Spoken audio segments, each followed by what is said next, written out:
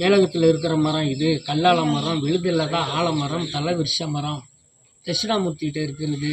இது மேலகத்தில் தான் இருக்கும் இந்த மரம் அப்படின்னு சொல்லி சொன்னாங்க.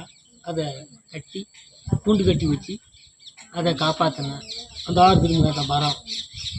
அதை என்ன பண்ணாங்க, வர்றவங்க அந்த கல்யாணம் ஆகாதவங்க வந்து பாவாடை கட்டுவாங்க, தீபம்லாம் ஏற்றுவாங்க. ஏற்றி வச்சுருந்தாங்க. தீர்த்தம் வந்து 2015 வந்து இது சொத வேலை பார்த்துருந்தோம். 2015 சென்னையிலேருந்து வந்து 2 அதிசயம் நடக்க போகுது, மழை மண்ணு கும்பகஸ்தை பண்ணுங்க அப்படின்னு சொன்னாங்க. 2010 16 என்ன பண்ணோம், கும்பகஸ்தம் நடத்தணும். பங்குனி உத்திரத்தன்னைக்கு 10ஆம் தேதி கும்பகஸ்தம் நடந்துச்சுங்க. நடந்தது பிற்பாடு அதுலேருந்து ஒன்றும் தீர்த்தமெல்லாம் வரல. 1 வருஷம் ஆகிட்டு 2017 பிறக்க போகுது. இது மாதிரி கம்பம் கட்டி ரேடியோ வெள்ளிக்கிழமைக்கு வாங்கிட்டு வந்தாச்சு. ஐயாவிட்ட போய் கட்டணும், இது மாதிரி குழி போட்டு கட்டணும்னு அங்கே ஐயாவிட்ட போய் தண்ணிக்கு முறையில் குழி போட்டோம்.